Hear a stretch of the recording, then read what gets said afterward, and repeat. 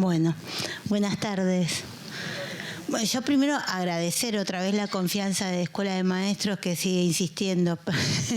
No sé, pobre, las vuelvo locas, especialmente ahí, bueno, a todo el equipo, con mis tiempos, y igual siempre me siguen teniendo en cuenta y me siguen convocando, y eso lo agradezco, como a cada uno de ustedes que llegaron acá.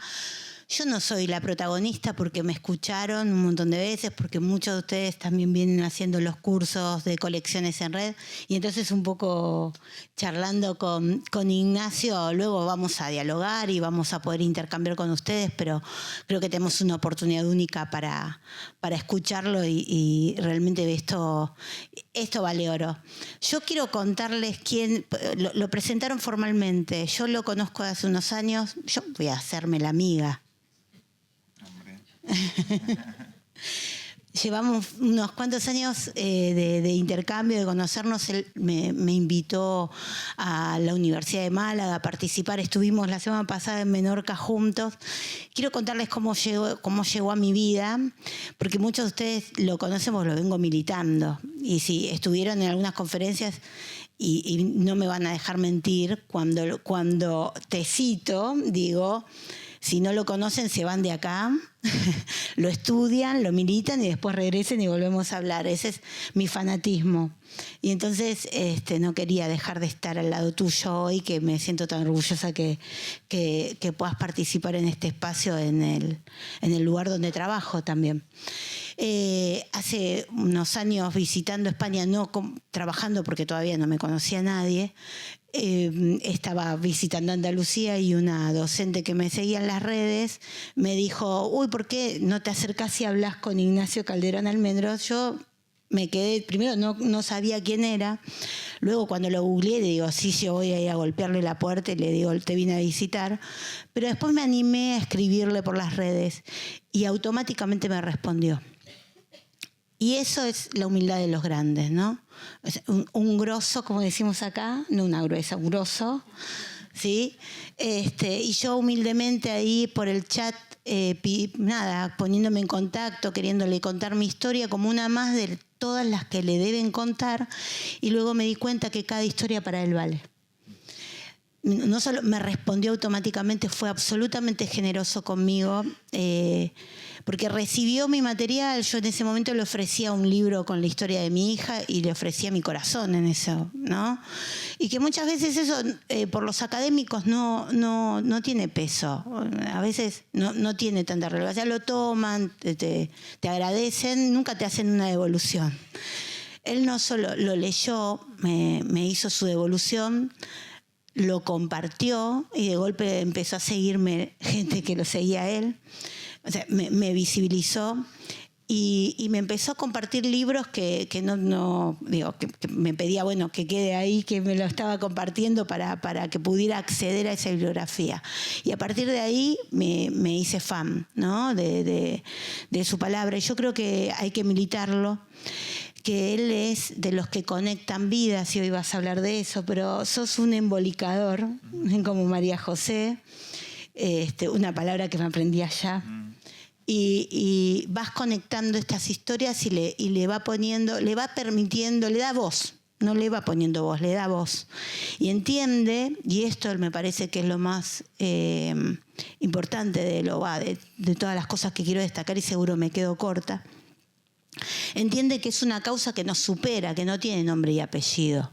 Porque en eso también somos muchas veces muy egoístas, ¿no? Como si esta idea la traje yo, o en esto a ver quién tiene la llave de la inclusión, y así nos llevamos, ¿no?, abanderados de la inclusión. Y esto nos vamos haciendo conocidos algunos, pero la tendencia es invisibilizarnos, porque esto se hace entre todos. La causa es más grande.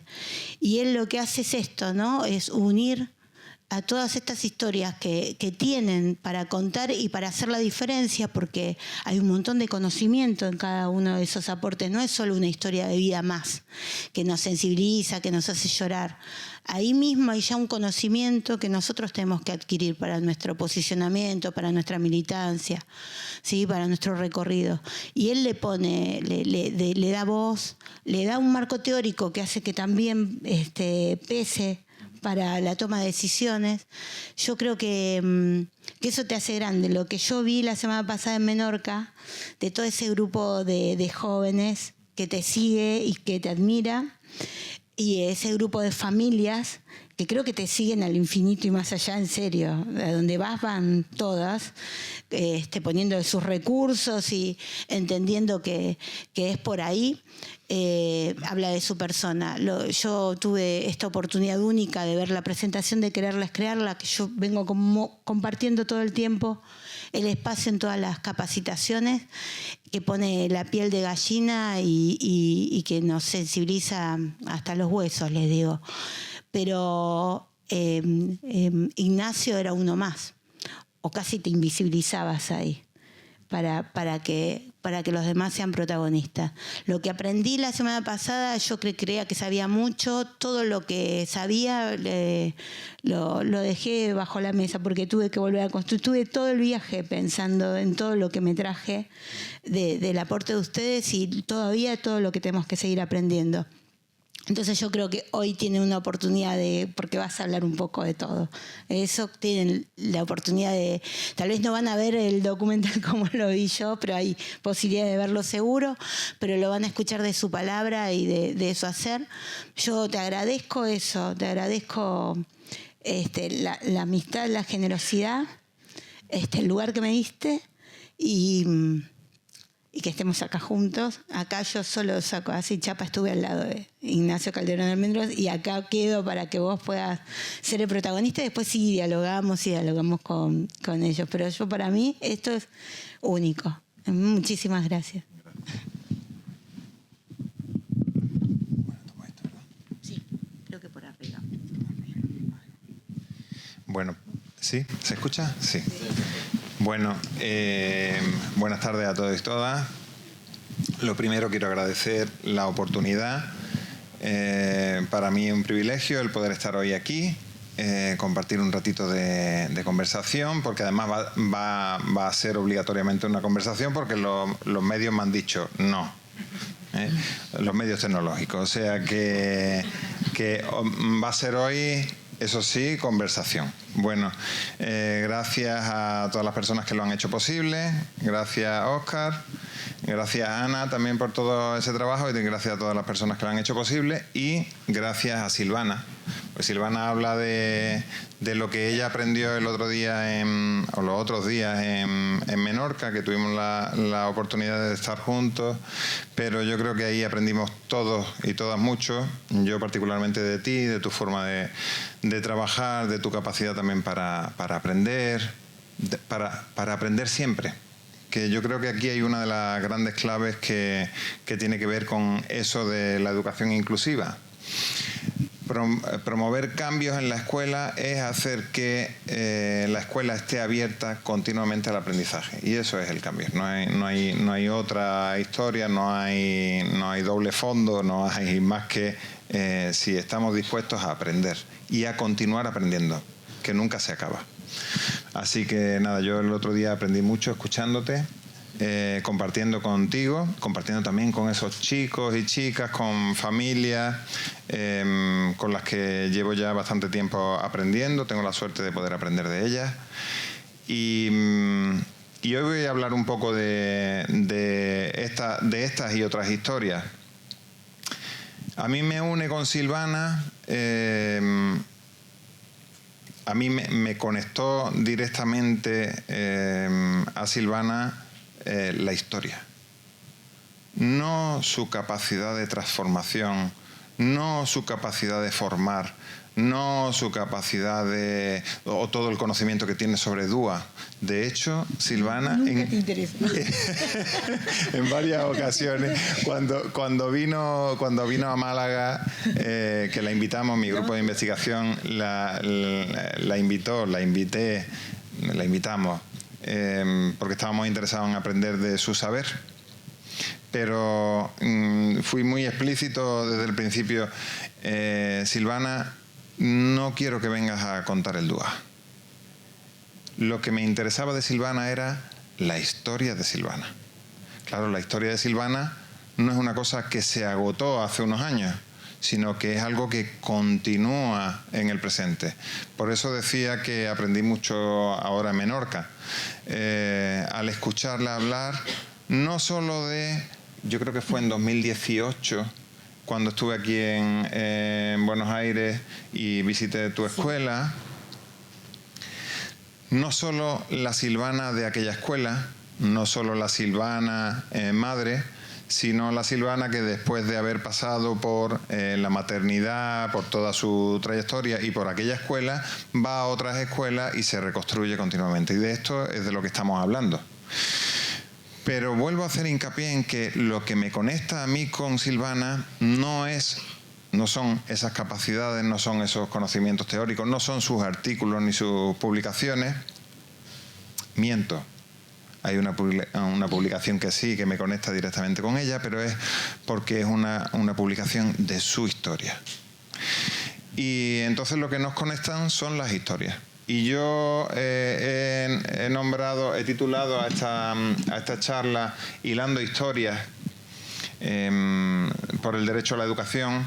También esta misma presentación o alguna variante la he llamado Hilando historias y luchas por el derecho a la educación, porque son también luchas las que hacen esas personas que, a pesar de ser denostadas por muchas escuelas, siguen peleando para que las escuelas no sean un territorio ajeno, ni un territorio hostil, sino un territorio en el que reconstruir sus propias historias.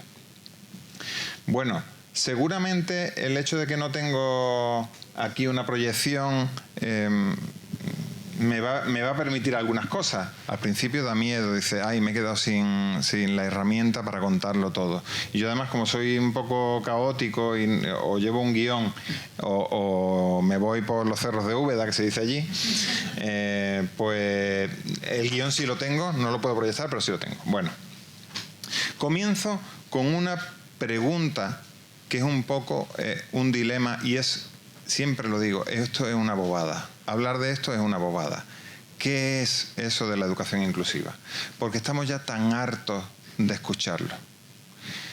Pero seguramente estamos tan hartos de escucharlo porque lo que escuchamos no es la educación inclusiva. Lo que escuchamos es algo que nos están diciendo, que han ido retorciendo y retorciendo y retorciendo, voy a decirlo de otra manera, que hemos ido retorciendo y arrastrando, de modo que ya no hay quien lo conozca. Y siempre pienso en aquella frase que dijo un docente, uno de los mejores docentes que ha tenido mi hermano Rafael, mi hermano más pequeño, en una entrevista que le hicieron cuando mi hermano había conseguido un logro importante académicamente, y en esa entrevista que le hace una periodista le dice cuéntanos algo de cómo ha sido, y entonces le pone el micrófono y él dice, es que ten en cuenta que en mi clase hay 25 alumnos y Rafael. Rafael es mi hermano más pequeño, mi hermano tiene síndrome de Down y es esa condición la que lo saca de la categoría de 25 alumnos. Ese que está ya fuera de lo que se considera alumno. Y lo estoy diciendo citando a este docente que, vuelvo a decir, ha sido un gran docente, pero que debajo de ese trabajo seguía estando todavía eso ahí presente, tan presente como para haberlo excluido de la categoría de alumno. Y ya estamos hartos de esa imagen que está en las redes constantemente, esa de los circulitos, ¿la recordáis? Y una que dice exclusión, segregación, integración, hasta que llegamos a inclusión, ¿no? Y digo que estamos hartos porque es que la vemos y la vemos y la vemos y parece que ya no dice nada. Y hace poco, un estudiante mío de doctorado, ya es doctor, me decía, ¿pero tú crees que la gente, cuando ve la imagen, está pensando en lo que hay dentro de la imagen? Por ejemplo, cuando ven la imagen de segregación, están viendo ahí las aulas especiales o los centros de educación especial. Y me decía, seguramente en realidad habría que aclarar esto un poco más. O sea que es una imagen ya trillada, aburrida, pero que sigue teniendo valor. Y hace unos, como decía, eso que son como rumores que hay en la red todo el tiempo, ¿no? Digo rumores como ese sonido que está todo el rato ahí detrás de la oreja, sonando, pero que suena ya casi sin música. A mí lo que me devuelve a la realidad esa que te conmueve son las historias. Y una de las historias que quería haber traído, me hubiera encantado que lo hubiera dicho de su propia voz, porque traía algunos vídeos, es la historia de Marcos.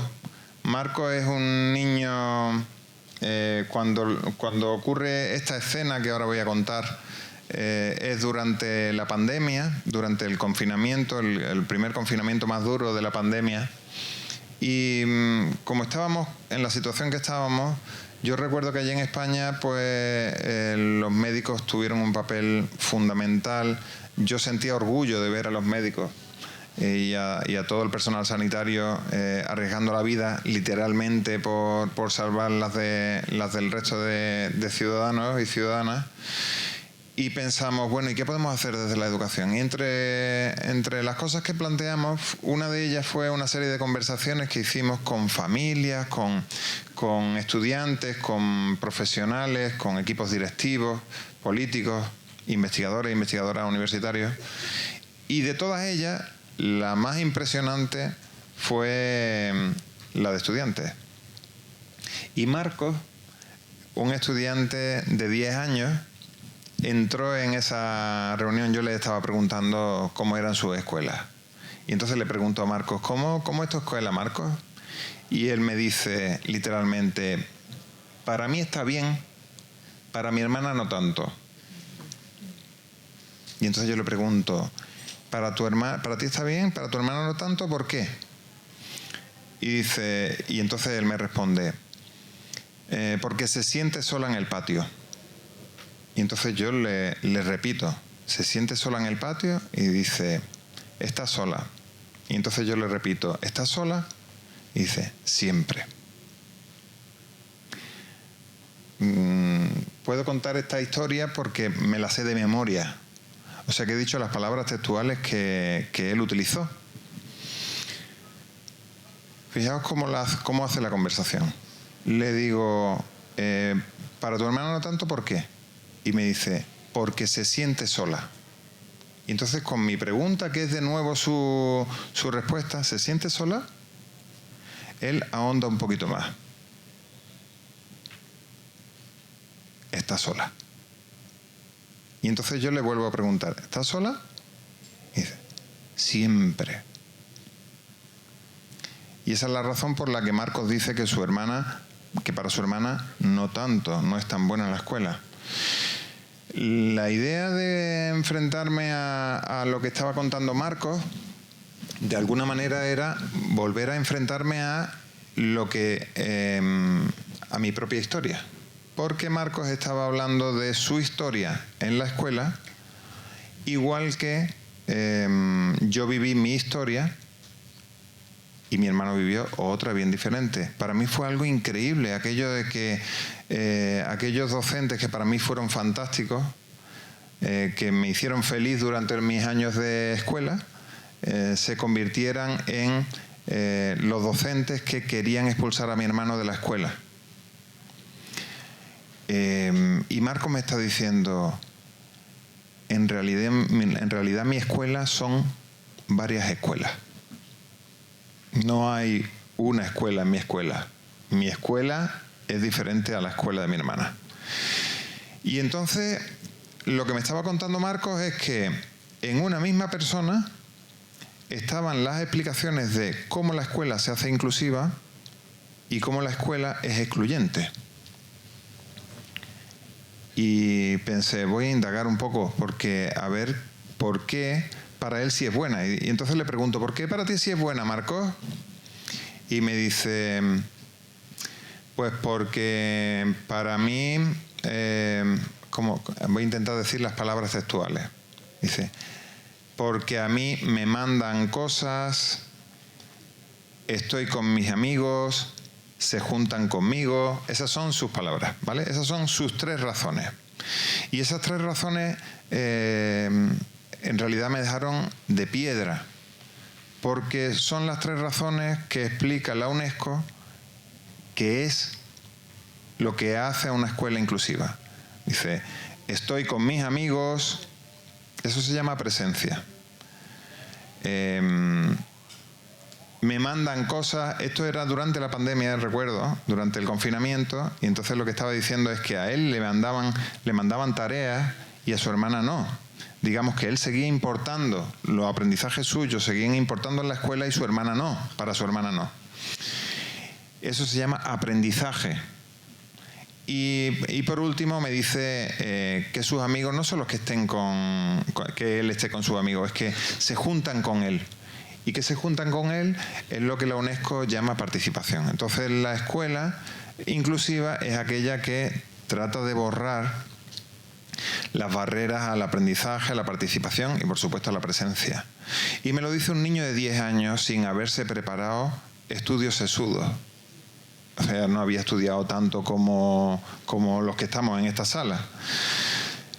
Y aquello a mí me hace pensar que hay toda una fuente de saber inagotable en las experiencias de los niños y las niñas, que son fuentes de saber que están al alcance de cualquiera, pero que en gran medida los docentes desaprovechamos.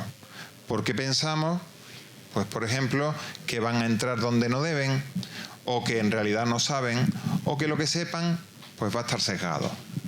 Yo le hice una pregunta más a Marcos. Le pregunté, ¿y cómo podemos arreglar esto? Y él me dijo, hablando con los de su clase. Y entonces me dio ya la solución. La solución ante una escuela que excluye solo es el diálogo. Y entonces en ese diálogo en el que vamos a continuar, voy a intentar continuar trabajando durante este ratito. Si hay que profundizar un poco más en qué es eso de la inclusión, yo voy a traerme 2 grandes ideas.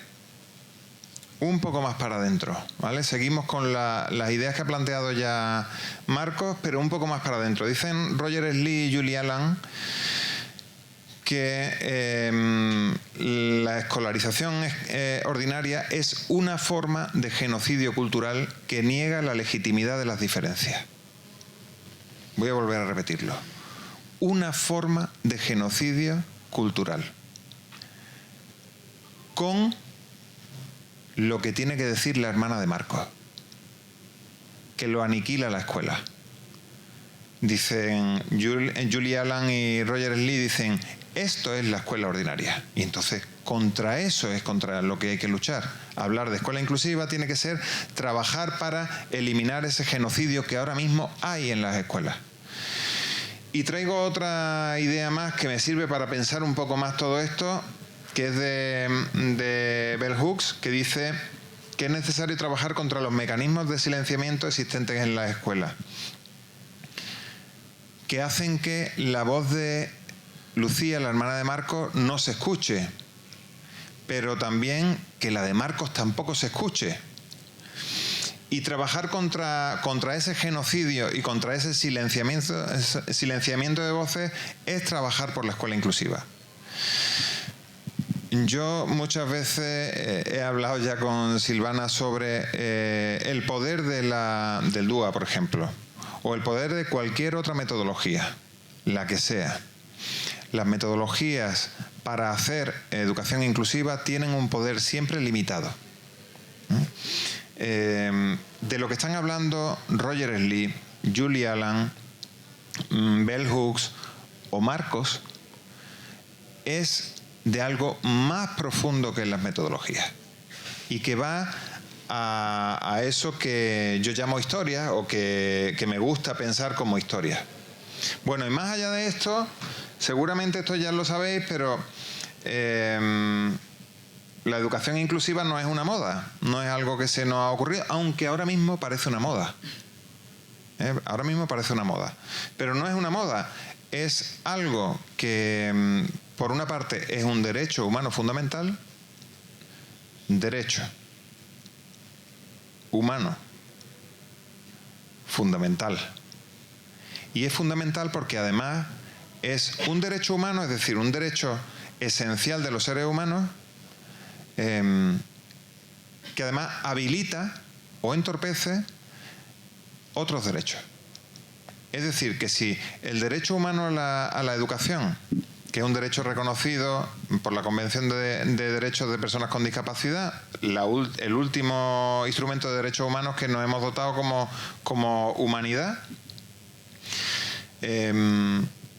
al habilitarse la educación inclusiva como derecho humano, eso permite el goce o no de otros derechos, por ejemplo, el derecho al empleo, el derecho a la vivienda, el derecho a una vida digna. Pero esto ya es razón más que suficiente para decir que la educación inclusiva tiene que ser, no es una opción. Pero además hay toda una serie de investigaciones de las últimas décadas que avalan continuamente el valor de la educación inclusiva frente a la segregada. Sin embargo, seguimos pensando todavía si la educación inclusiva sí o la educación inclusiva no. Y la pregunta, eso Silvana siempre lo ha tenido muy claro, la pregunta esa no tiene que tener lugar. La pregunta en realidad es ¿cómo lo hacemos? ¿Cómo lo hacemos? Esa es la pregunta. Bueno, yo he iniciado con una gran idea, un dilema que decía que era bobo, el de qué es la educación inclusiva, y ahora me detengo en otra idea que es qué saber. ¿Qué saber? Dice Galeano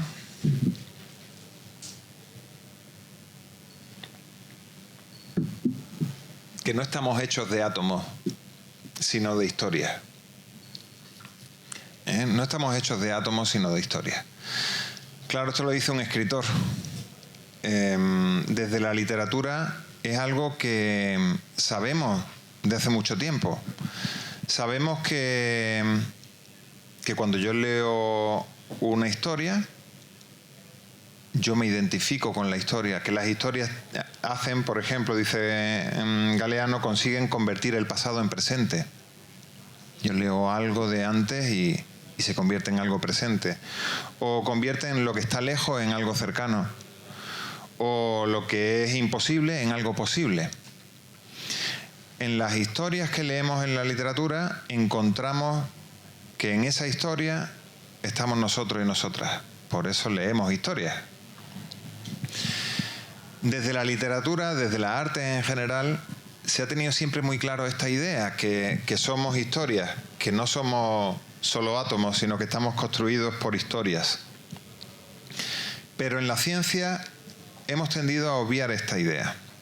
Digo hemos tendido porque hay honrosas excepciones. Por ejemplo, Brunner, desde su psicología cultural, lo plantea claramente y hace toda su psicología cultural basándose en la idea esta, que somos historias. Somos historias. Entonces, si somos historias, de lo que se trata es de ver, de tratar de entrar en esas historias y ver cómo somos capaces de ir hilando unas a otras.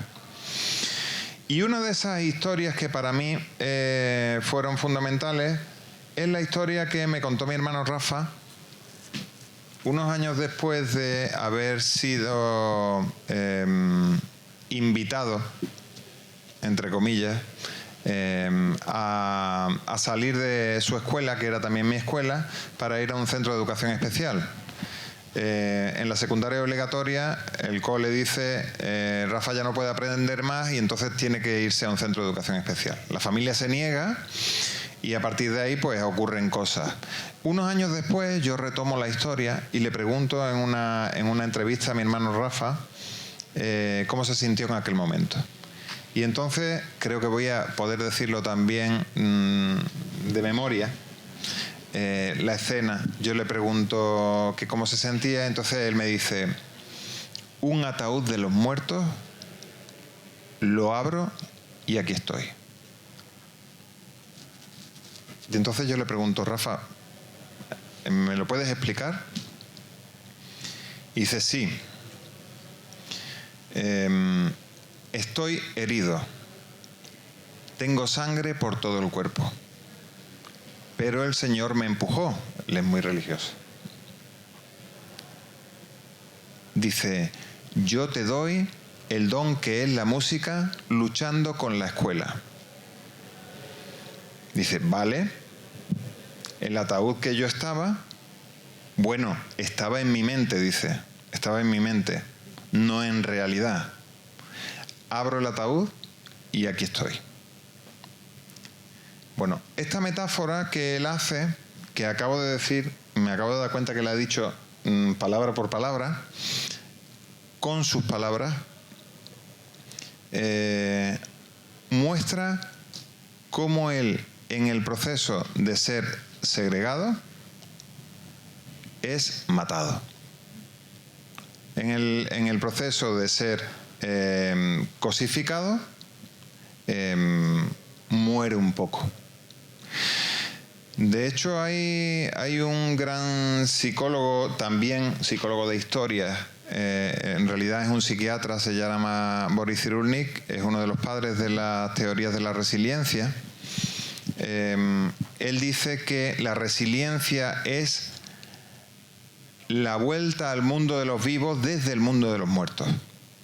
En el caso de mi hermano, él está mostrando cómo hay todo un proceso en el que una persona se convierte en una cosa, en este caso en un síndrome, pero hay otras muchas etiquetas, otras muchas cosas en las que convertimos a los niños y las niñas que dejan de vivir como humanos porque son considerados eso, un síndrome o una cosa. Esa historia, recuerdo que hace unos años, hace un par de años, la historia, que yo la escribí, la historia de Rafa, se convirtió en un libro, además un libro gordo, duro. Me dijeron en Colombia hace unos años de hacer un libro forum. Y me lo dijeron con un librito que tengo más sencillo. Y yo les dije: no, me gustaría hacerlo con este que es más durillo. Era un grupo de madres y padres. Y les dije: no importa que no entendamos todo, vamos a leer y a ver qué es lo que pasa. Y entonces nos fuimos reuniendo periódicamente. Y en esas reuniones la historia de Rafa se iba convirtiendo en las historias de la gente. Y me iban contando cómo la historia de Rafa iba impactando en sus propias vidas. Uno de los relatos que me hicieron al final de aquellas sesiones lo hizo Cristina. Me contaba Cristina que cuando nació su hijo con síndrome de Down fue, no recuerdo bien si fue al día siguiente o... Vamos, que coincidió en el tiempo con la muerte de su padre. Y aquello supuso un quiebre en su historia, así lo dice. Eso fue un quiebre en mi historia. Pero leer la historia de Rafa, otra historia de otra persona, hizo que pudiera pasar del quiebre a la continuidad. Bueno, y entre esas historias que se cruzan, hace un par de años, no, el año pasado, me ocurrió algo increíble también con otra historia que quería traer hoy aquí. Carmen Saavedra estuvo el otro día allí en Menorca. Carmen Saavedra es una activista de España por el derecho a la educación inclusiva y contra el capacitismo. Ella es madre de Antón. Y hace unos años, en 2018, cuando comenzamos lo que se ha convertido en ese movimiento del que hablaba antes Silvana, que es quererla es crearla, un movimiento por el derecho a la educación inclusiva, hicimos un encuentro en Málaga, que ese encuentro pretendía iniciar algo. Y para ello lo que hicimos fue basarnos en el sufrimiento que estaba teniendo mucha gente, que estaban teniendo estudiantes, pero también que estaban teniendo familias y profesionales. De hecho, fue una profesional, María José, una orientadora escolar, que lo estaba pasando muy mal al hacer su trabajo. Digamos que ella estaba etiquetando a muchos niños y niñas y estaba sintiendo que lo que estaba haciendo no le dejaba vivir. Y entonces dijo, oye, ¿por qué no nos reunimos? Digamos, ella hizo un llamado así en las redes sociales y lo hizo llamando a otros profesionales. Esperaba encontrarse a otros profesionales. Y lo que se encontró fue que se montó un revuelo enorme en la red. Desde la Universidad de Málaga recogimos el guante y hicimos un encuentro. Y el encuentro fue un encuentro impresionante que está grabado y está a la vista del público, de quien lo quiera escuchar, sobre todo de familias y profesionales. Y ahí comenzaron a contarse cosas. Para iniciar ese encuentro pedimos a algunas personas que contaran alguna historia. Y una de las historias fue la de Carmen. Les dijimos, ¿podéis contar un dolor y una alegría de la escuela? Bueno, y ella contó la historia de la mejor maestra que ha tenido su hijo Antón, que consiguió que sus compañeros y compañeras, digamos, que no tuvieran en cuenta la condición de discapacidad de su hijo. Y lo hizo, dice, ella contaba una historia, que era una historia pues muy bonita, en la que Antón tenía necesidad de utilizar el ascensor para subir y bajar de clase por su movilidad, y entonces siempre iba a ir acompañado. Dice, esta maestra siempre quería que Antón fuera acompañado y que nunca hubiera una diferencia por su movilidad.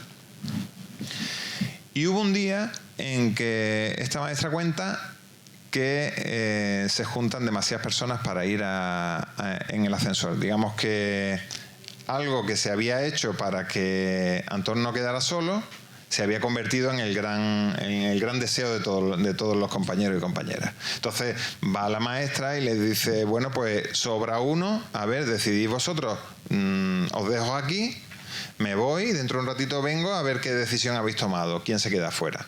Y entonces se va y cuando vuelve pregunta, ¿habéis tomado una decisión? Sí. Y dice, ¿y quién se queda fuera? Antón.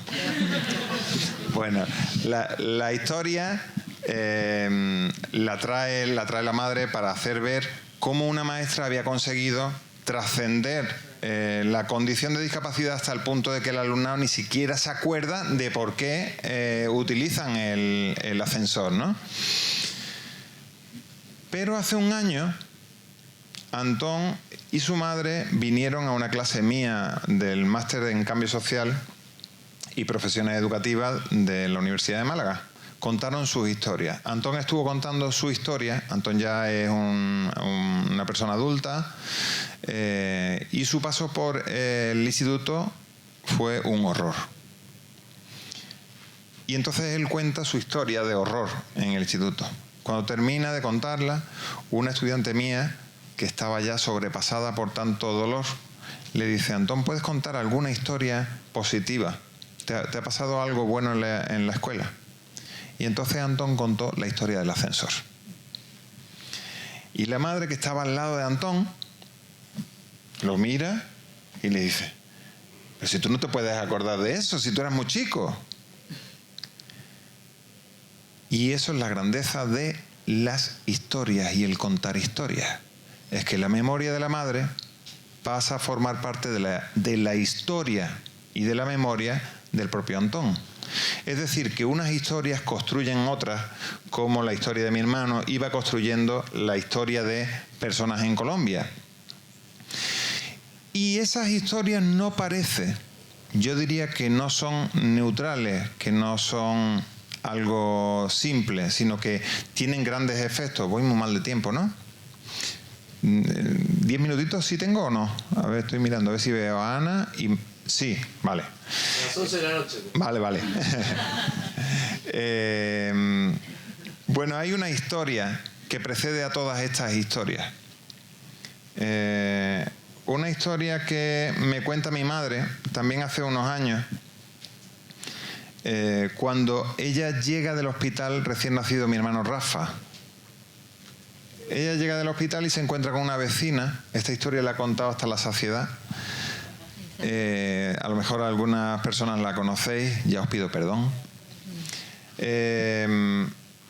Llega a casa y hay una vecina que dice mi madre, con muy mala pipa, con mala uva, o sea, con mala idea, le dice, oye, me han dicho que tu hijo es mongólico, ¿es o no es? Y entonces mi madre le dice, pues si tú lo dices, será. Dice, y entonces la vecina le insiste, ¿pero es o no es? Y ella dice, para mí no es, para mí es mi hijo. Ahora, lo que tú digas y lo que la gente diga. Y yo me he parado muchas veces en esas palabras que parecen inocentes de una madre que llega a su casa en uno de los momentos de mayor vulnerabilidad que puede tener una persona, y particularmente una madre. La vecina le dice, oye, dicen que tu hijo es mongólico. Nunca me había parado en esta primera parte y lo estoy pensando ahora mismo. Dicen. Es otra historia. Dicen que tu hijo es mongólico, o sea, es una historia que viene. Dicen que tu hijo es mongólico, ¿es o no es? Y mi madre responde, si tú lo dices, será.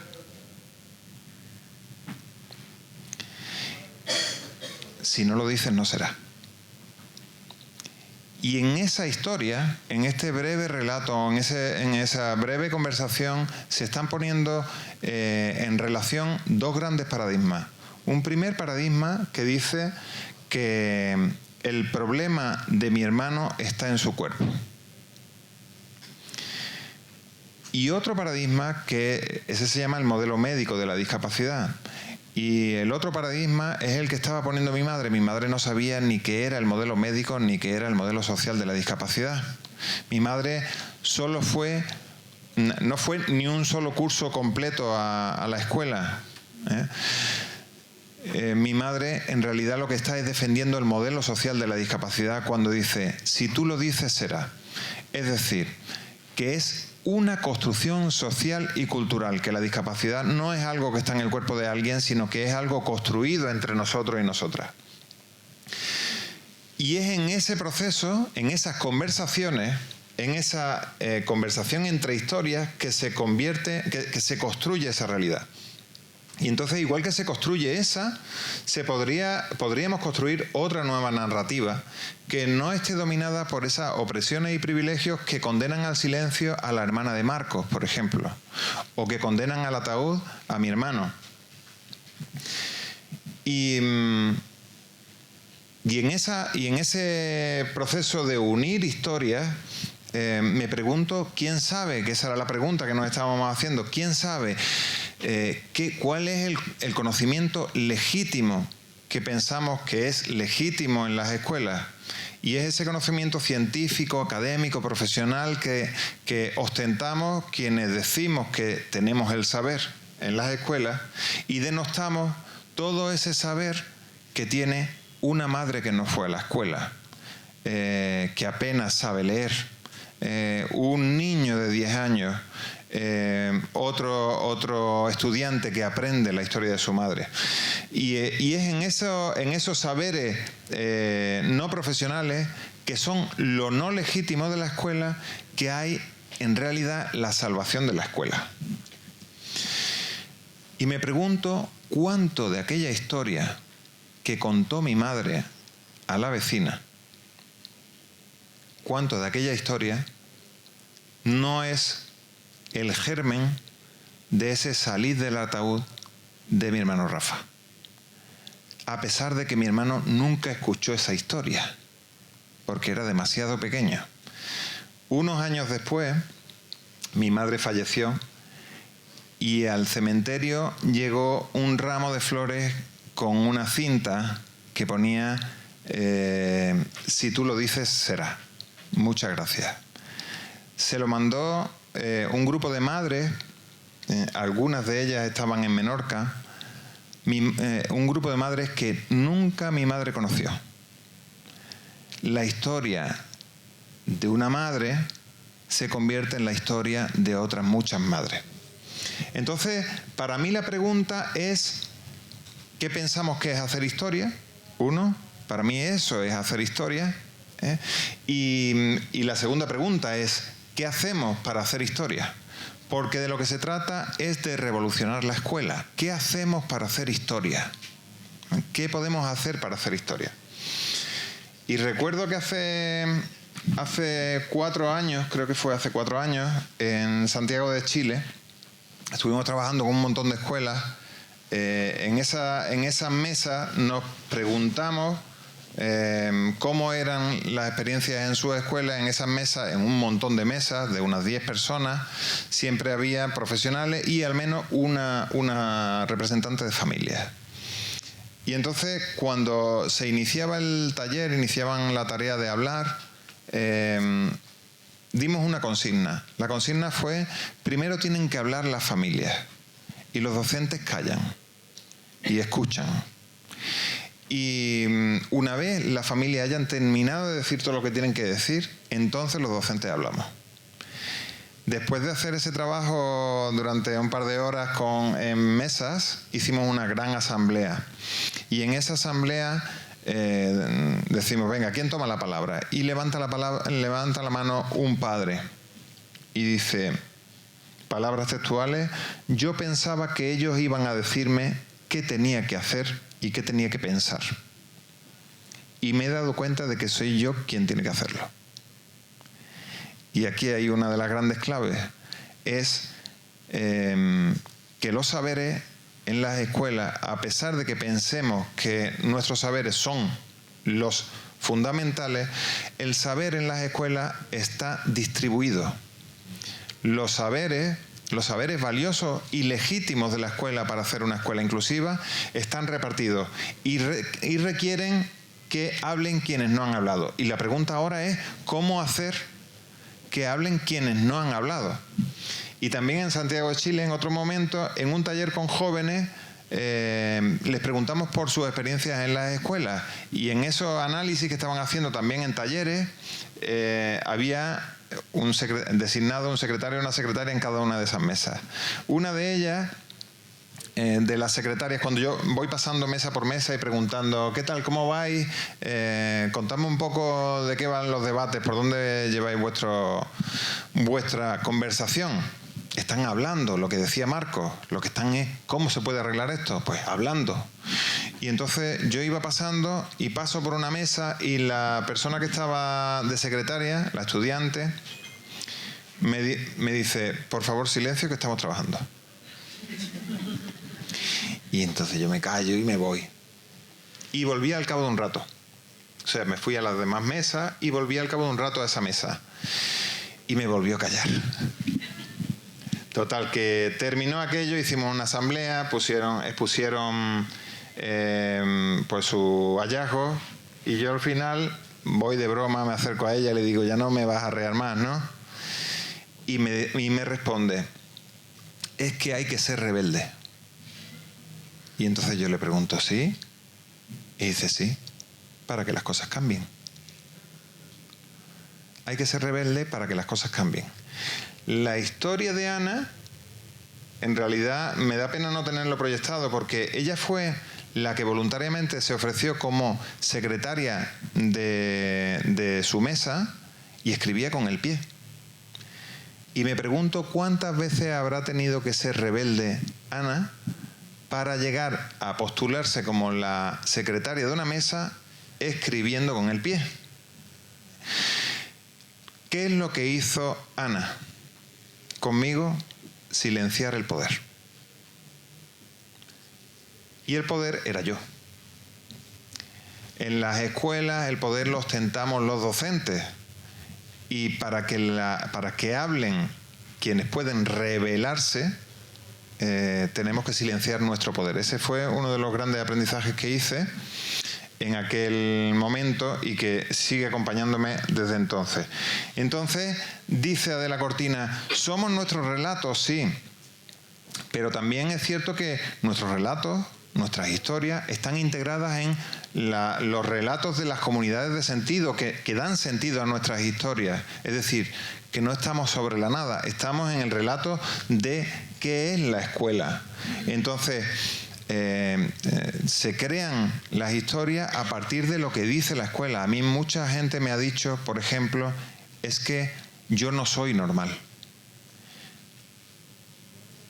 Es más, me han dicho, yo no soy normal como tú. Y yo me pregunto cuánta violencia ha tenido que haber para que alguien pueda decir eso. Para que esa comunidad de sentido, ese río de sentido, deje de ser la corriente que nos lleva, es necesario que emerja el conflicto. Y el conflicto tiene que partir reconstruyendo lo que hay. Hay un grupo de madres, ese grupo de madres del que hemos hablado ya algo, Carmen entre ellas, que decidió que ahora que estábamos en ese movimiento que se ha llamado quererlas, crearlas, que lo que viene a decir es, ya está bien de pedir la educación inclusiva. ¿Tú la quieres? Sí, hazla. ¿Ya está bien de pedirla? Hazla. Porque no va a llover del cielo, por supuesto no va a llover del poder. Porque el poder quiere mantenerse. ¿Cómo puede emanar? Tiene que brotar. Entonces decidieron ese gran lema, educación inclusiva, quererla es crearla. Si la quieres, ponte a hacerla. Y entre las herramientas que hicieron, la primera que salió fue una guía que hicieron estas madres. Y esa guía se tituló, todavía no está publicada, se tituló ¿Cómo disentir? Porque pensamos que en las escuelas todo tiene que ser a través del consenso, pero no hay un solo cambio social que no se haya hecho a partir del disenso, del no estar de acuerdo, del mostrar que lo que se está haciendo está mal, y le duele a la gente en su cuerpo. Y hemos construido algunas narrativas, algunas con grandes encuentros, otras con encuentros más mínimos. El de Menorca ha sido uno de los últimos, el último encuentro. Y se han hecho otras guías. Por ejemplo, hay un grupo de estudiantes que ha hecho una guía construida por estudiantes y dirigida a otros estudiantes, que se titula ¿Cómo hacer inclusiva tu escuela? Es una guía hecha para que otros estudiantes puedan decidir cómo hacer sus escuelas más inclusivas. Es decir, no esperar a que seamos los adultos quienes le digamos cómo tienen que ser las escuelas inclusivas, sino que ellos se pongan a hacerlas. Y tengo que decirlo, lo voy a decir. Hoy han recibido por ese trabajo el premio mundial del síndrome de Down, por ese trabajo de hacer las escuelas más inclusivas. Hay otra guía que es cómo hacer una orientación para la inclusión. También es otro trabajo hecho por un grupo de orientadores y orientadoras que han dicho cómo hacerlo. Hay otra guía, cómo hacer investigación-acción participativa, en la que una comunidad escolar se ha puesto a trabajar cómo hacer su escuela más inclusiva y han contado el paso a paso que han desarrollado para que otras escuelas puedan seguir su estela y hacer desarrollar sus propias historias. En fin, hemos puesto a la gente a reconstruir. Decía Freire, es necesario utilizar métodos de investigación que involucren a las personas del área de estudio como investigadoras. Y entonces se trata de crear comunidades investigadoras, que no sean los docentes esperando que lleguen los investigadores de la universidad a contarles qué es lo que tienen que hacer, sino los docentes investigando lo que ocurre, pero investigándolo junto a estudiantes, junto a familias. Y vuelve a decir Freire, en este punto la educación deja de ser una mera cuestión que piensa la universidad o el ministerio. La educación ahora comienza a ser algo bastante concreto, no algo abstracto, no la educación inclusiva. Porque la gente está hablando de eso. Y si voy a hablar de educación con la gente, entonces tengo que partir de la percepción que tiene la gente de la educación y no de mi propia percepción. Es decir, que es reconstruir a partir de la historia. Eso lo contaste muy bien el otro día tú en Menorca, en Silvana. Entonces se trata de recuperar lo indecible en la escuela. Lo indecible es lo que contó mi madre, lo que le contó a una vecina en la escalera de su bloque en un día cualquiera, cuando le dijo: si tú lo dices, será, lo estás construyendo. Eres en gran medida responsable de lo que pasa. Lo indecible en la escuela es eso. O lo indecible es también lo que cuenta Daniel Penach en su libro Mal de escuela. Y lo voy a leer. Dice: no son métodos lo que faltan, solo habláis de los métodos. Os pasáis todo el tiempo refugiándoos en los métodos cuando en el fondo vosotros mismos sabéis muy bien que el método no basta, le falta algo. ¿Qué le falta? No puedo decirlo. ¿Por qué? Porque es una palabrota. Peor que empatía, sin comparación posible. Una palabra que no puedes ni siquiera pronunciar en una escuela, un instituto, una facultad o cualquier lugar semejante. A saber, no, de verdad no puedo. Vamos, dilo. Te digo que no puedo. Si sueltas esta palabra hablando de destrucción, te linchan seguro. El amor. Muchas gracias.